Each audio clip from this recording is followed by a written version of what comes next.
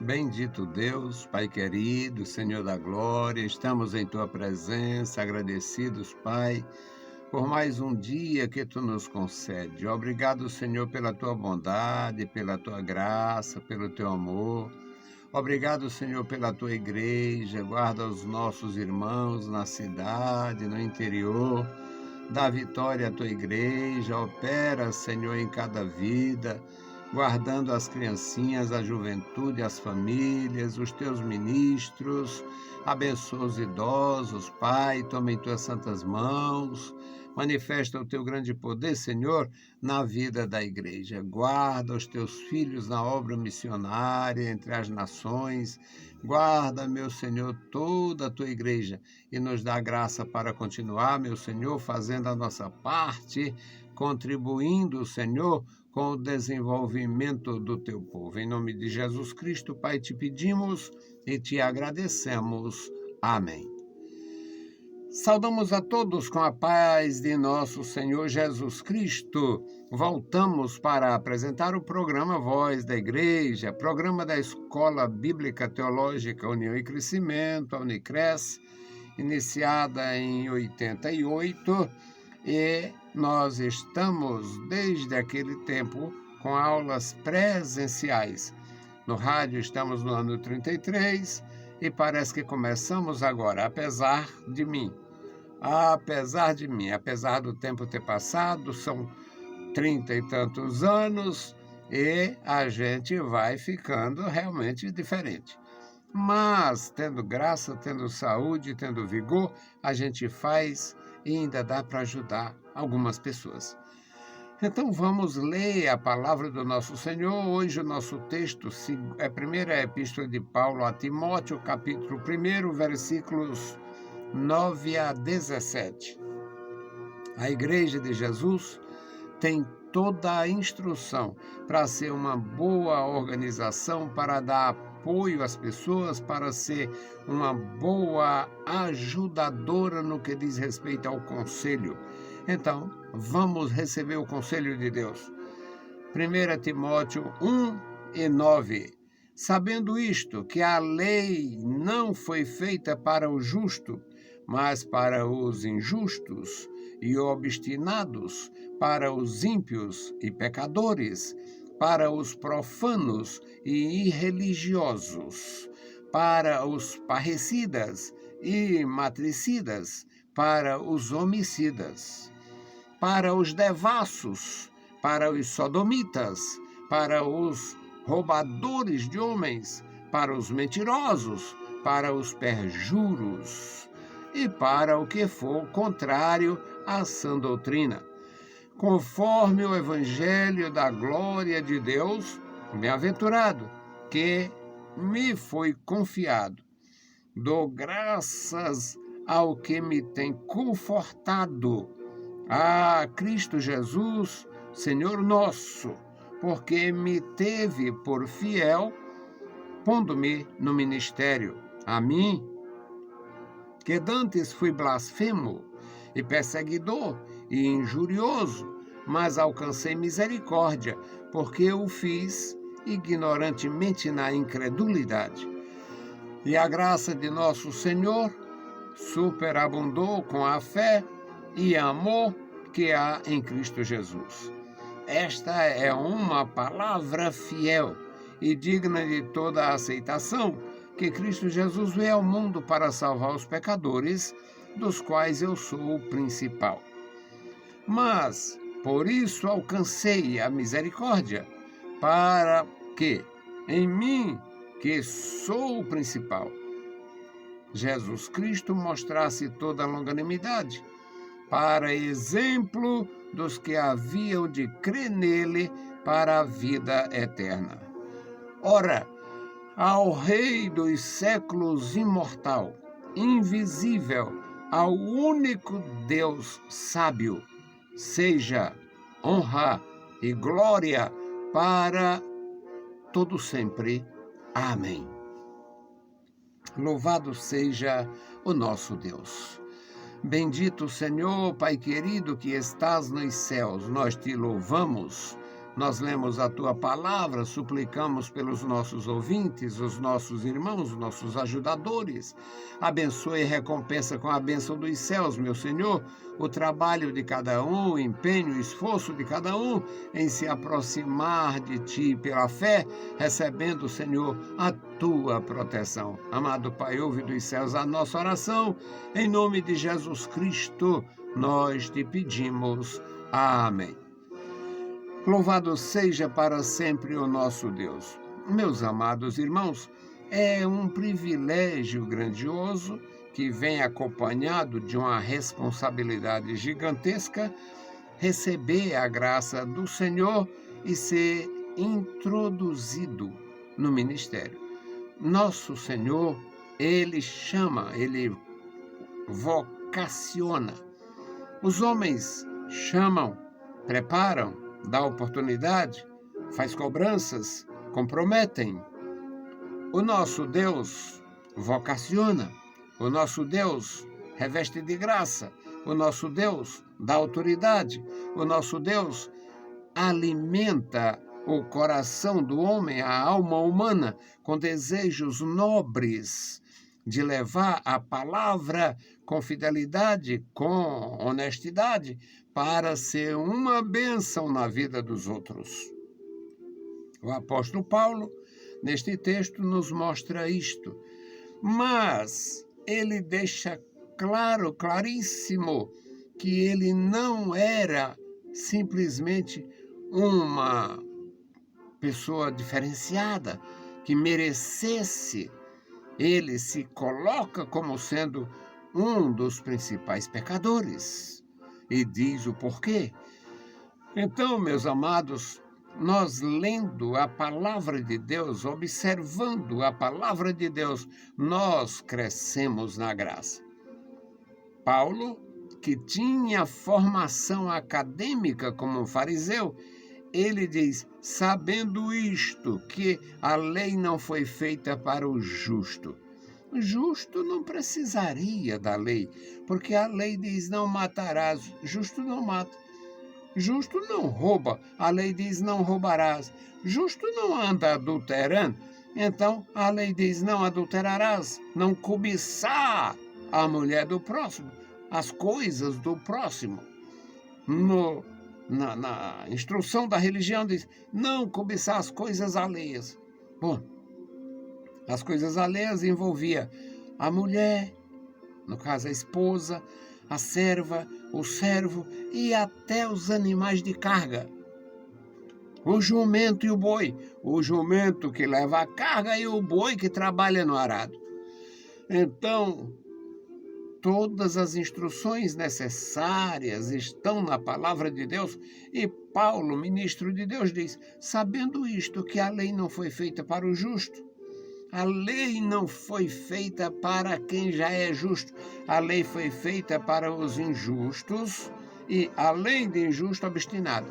E olha como ele era obstinado. Todo mundo sabe, e ele confessa nesse mesmo texto, que era injusto e obstinado. Foi feita para os injustos e obstinados, para os ímpios e pecadores. Qual a diferença entre o ímpio e o pecador? O ímpio tem prazer na iniquidade e não larga por nada a iniquidade, enquanto o pecador se arrepende, se comove, ele tem emoção, remorso do seu mal e, tendo oportunidade, se rende. Então, a lei foi feita para os injustos, para os obstinados, para os ímpios, para os pecadores. O ímpio e o pecador são pecadores. Acontece que o ímpio tem um grau maior por causa da sua rejeição, enquanto o pecador tem um grau menor, porque ele fica aberto ao conselho e à reconciliação com Deus. Para os profanos e irreligiosos, o profano é aquele que vive realmente só a vida profana, a vida material, só pensa naquelas coisas que satisfazem animalescamente. São os profanos. E os irreligiosos são os que negam, O irreligioso, ele, não, aqui, o inferno é aqui mesmo, o céu é aqui mesmo. O céu é quando ele está com saúde e com dinheiro, e o inferno é quando ele está liso e doente. Então, isso é o irreligioso. Até que ele caia na real, ele age desta natureza.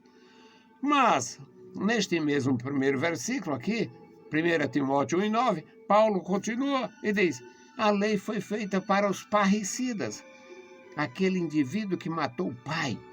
Parricida, uma linguagem antiga, é o parricida, assassino do pai.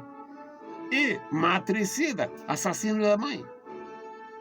E para os homicidas, assassino de estranhos, de homens e mulheres, de pessoas que não sejam seu pai e sua mãe. Então, a lei foi feita para esse tipo de assassino, que matou o pai, matou a mãe e matou o vizinho. Parricida, matricida e homicida. A lei foi feita para esses indivíduos. A lei foi entregue por Deus a Moisés, foi regulada durante todo o período até chegar à luz do Evangelho através de nosso Senhor Jesus Cristo. No versículo 10, Paulo, dando continuidade, ele diz: a lei foi feita para os devassos. Devasso é uma forma genérica de falar de todo tipo de prostituição, todo tipo de comportamento nocivo, todo tipo de comportamento imoral, escandaloso, indecente e indigno. São os devassos. Mas entre os devassos existe um segmento, que são os sodomitas, são os que desviam a conduta. E é um solo, areia movediça. Daqui até o fim do mundo é areia movediça. Quem entrar nesse solo vai afundar, vai morrer, vai descer vivo para o buraco. Não tem quem conheça as razões, o porquê de tanta coisa. Mas, infelizmente, existem também escolhas. Não se pode negar que existe problema genético. Tem crianças bem pequenininhas que a gente já nota uma tendência para sodomitas, para esse tipo de coisa. Acontece que outros não têm nem aparência, nem coisa nenhuma, mas têm a preferência. Ainda tem os segmentos que levam ao desvio de conduta nas questões sexuais. Conventos, mosteiros, ordens estas, ordens aquelas e algumas profissões.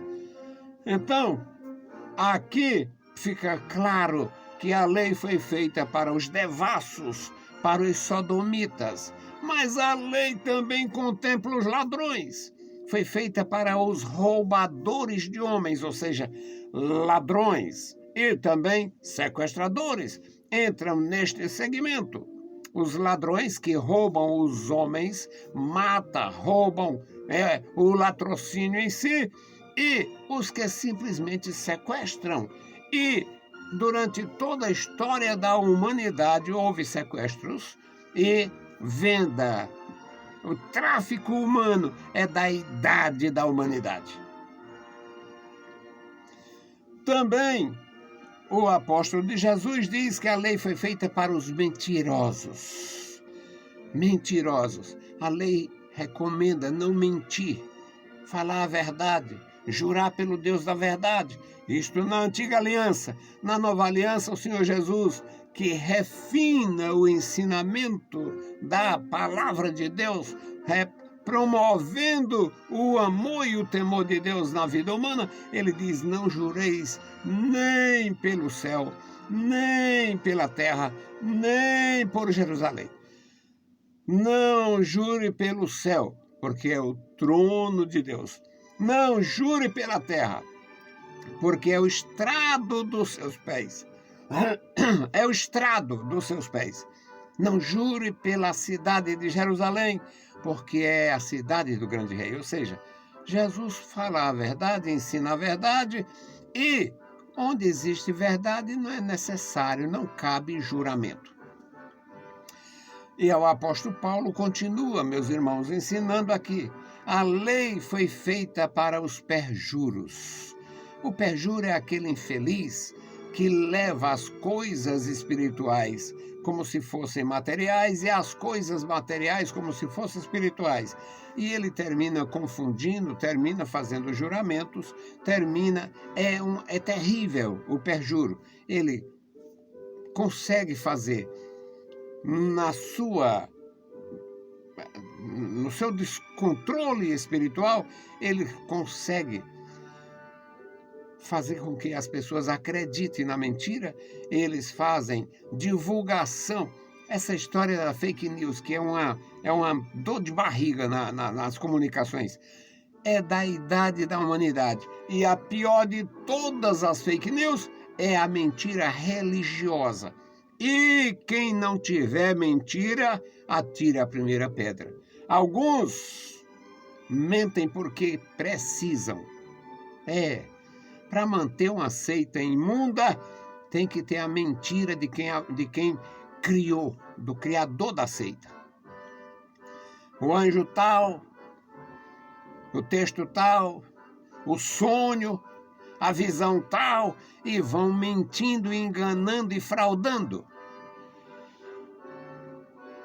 Isto é terrível.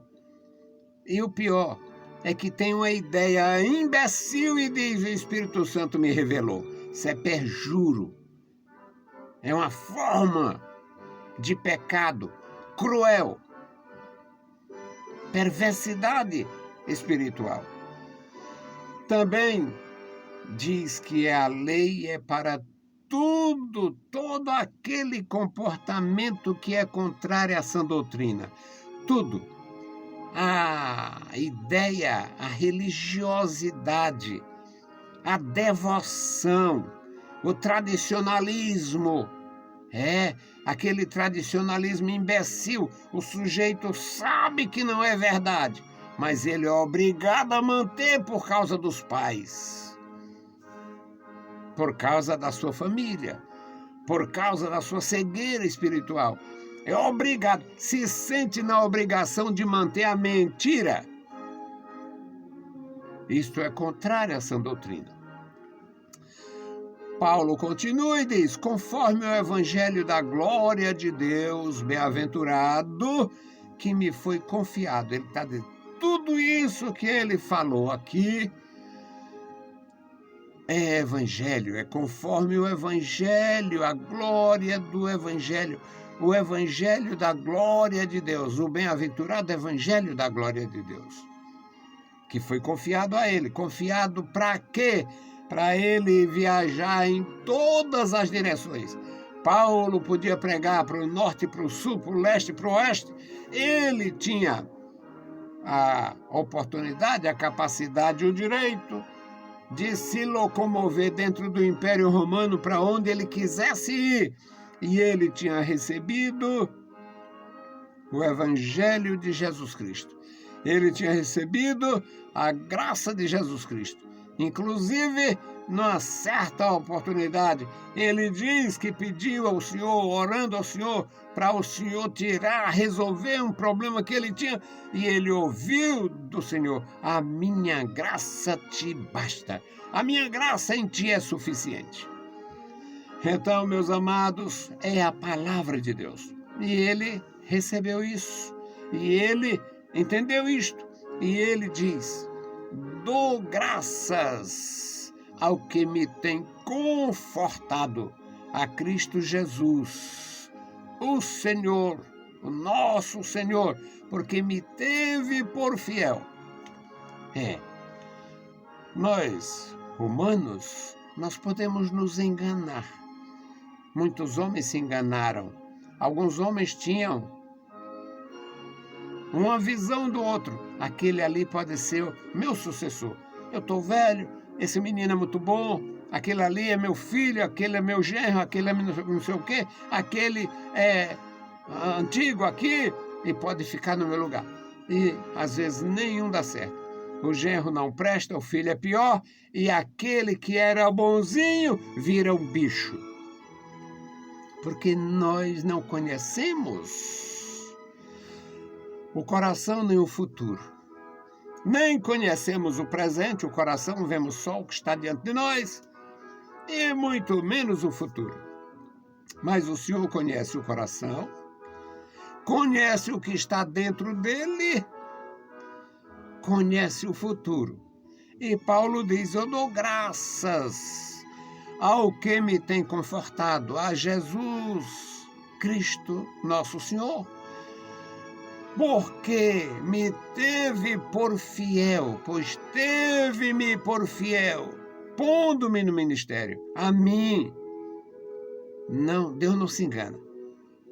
Ele me teve por fiel e me pôs no ministério. A mim, eu mesmo, que fui blasfemo. Eu era blasfemo. Eu era perseguidor. Eu era injurioso. Mas alcancei a misericórdia, porque eu fiz tudo isto como fruto da ignorância espiritual. Um fariseu que reconhece, eu era só um ignorante espiritual. Eu era só um ignorante. A minha fé era uma fé ignorante. Que bom que ele reconheceu. E ele não reconheceu de uma hora para outra e nem reconheceu por esforço pessoal. Foi quando ele ouviu Jesus dizer: Saulo, Saulo, por que me persegue? Quem é, Senhor? Eu sou Jesus, que você tem por inimigo. Eu sou Jesus, a quem tu persegue.